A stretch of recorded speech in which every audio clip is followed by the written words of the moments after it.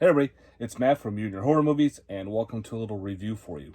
Today I'm bringing you a film from 2023. This is an indie film put out by Mad Angel Films. If you don't know what Mad Angel Films is, it's actually a local film company near me. They've done several horror and non-horror, and usually it's around my area, which is really cool. This is also part of the Sterling Films. If you don't know about David Sterling, he does a lot of low independent films. So this is Mad Angel Films, accompanied by Sterling Productions. Because I think Sterling Productions owns the rights, pretty much. So the movie we're going to be talking about is called Axegrinder 666. Yes, there are about 6 or 7 Axegrinder films in this movie collection. This is on my own. I have not seen any of the other films. Now, people are probably going to ask me, do I have to see all the rest of the films to understand this? And the answer is no. Because when I watch this film, it's kind of its own storyline. Because with this, you have a known serial killer named Freddie Palmer. And with Freddie Palmer, he was supposedly a big killer. His body is in the cemetery. And this goth girl decides to do a ritual. She brings this guy over to, supposedly have sex with, but murders him and does like a blood sacrifice to bring Freddy back from the grave. So, of course, it does work.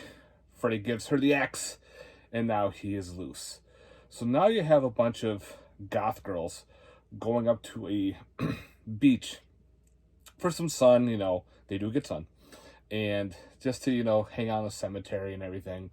Well, they find their ex-boyfriend there too. And they kind of have like a confrontation between the two. And they're all these goth people, which that's really cool. Because we usually don't get that in a wooded area. Usually your slashers in the wooded area. It's usually camp counselors, campers, people just vacationing in the woods. So you have your local goth girls. So pretty much now, Freddie Palmer is going around picking them all off one at a time, pretty much. Yes, this is a slasher. And again, you don't have to see all the rest of the Axegrinder movies to get this. Which is probably a good thing, because a lot of the Axegrinder movies, I've never seen them, but I saw the trailers, because all the trailers are on this as a special feature.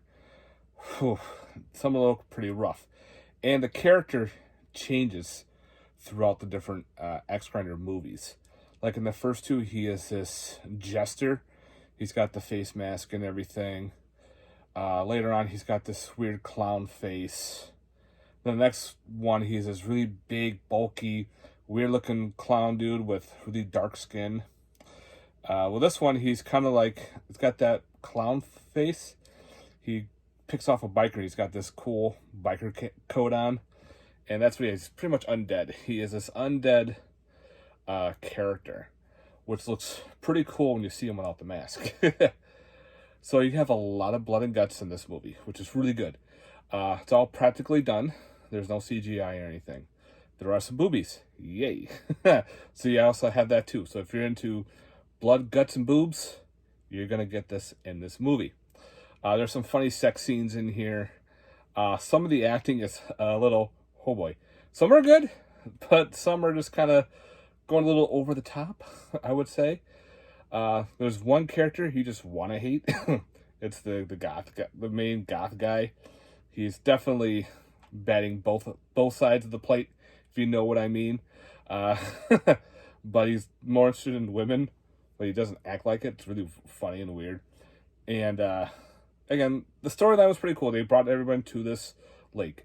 And the lake is actually near me, which I thought was pretty cool. This is shot in 3 different areas located near me, which I thought was cool, because I'm watching the video going, I kind of remember that place. That place looks very familiar to me. And, of course, yeah, it is. I'm like, that's cool. I like that. I like having some local horror that's in my area, because, we watch all these films that are all over the place. It's kind of cool to have one in your own backyard, pretty much. So I thought it was great. Again, I like the story. The story was done. The body count's really good. You get a good. The ending is kind of like, that's what we need, especially with this film. I'm not going to ruin it. And again, you do not have to see all the other Axegrinder movies to understand this movie. Even when I met the director, I asked him, do I got to watch them all? He goes, no, you don't have to. You can pretty much skip all the rest. This is kind of like their own take on the Axegrinder storyline, but they did it their way. But again, it's still through David Sterling Productions, but you can get this on Mad Angel Films. So I definitely recommend, guys, going to Mad Angel Films and picking up some of their films. They got some really good stuff. And yeah, some good films, especially if you like local, if you like indie horror. It's a good place to go. I definitely recommend it if you like slashers. I think you might have fun with this one. It's not your over-the-top, really weird, goofy movie. It's got some serious note, but it's actually got some good, cool undertones that will actually make it a decent slasher. Again, good blood and guts, got some boobs. There you go. So yeah, guys, I definitely recommend checking out Axegrinder 666 from Mad Angel Films production. There are some special features. You do have outtakes. There is a still production. There are trailers for all the Axegrinder movies, 1 through 666. So you can see how the big difference is and how the character kind of changes throughout. It's kind of weird. Usually when you have one main killer, the killer looks the same throughout the whole movies. You know, Jason did it, Freddy did it, Michael Myers, kind of with the mask, Texas Chainsaw Leatherface, kind of again too, but they all look very similar. These ones are just all different. It's weird. But again, I did like this one a lot. So also you have all the outtakes. You have a couple other Sterling production films, trailers. There's a couple unboxings of a David Sterling box set that some guy did. I guess he was friends with him, and he showed off the box set. Nothing to do with the Axegrinder movies, just something different. Probably just to promote his stuff. But anyway, guys, definitely check out Axegrinder 666. That's what it kind of looks like. Again, you do get to see him in the movie without the mask too, which I thought was pretty cool. All right, guys, thanks very much for watching. Hope you enjoyed this little review. Let me know in the comments down below. Have you seen any of the Axegrinder movies? Do you have this one or not? If you're thinking about it, picking up, do it. All right, guys, thanks very much for watching. I hope you enjoyed this review. Let me know in the comments down below your thoughts. Later, guys. Peace.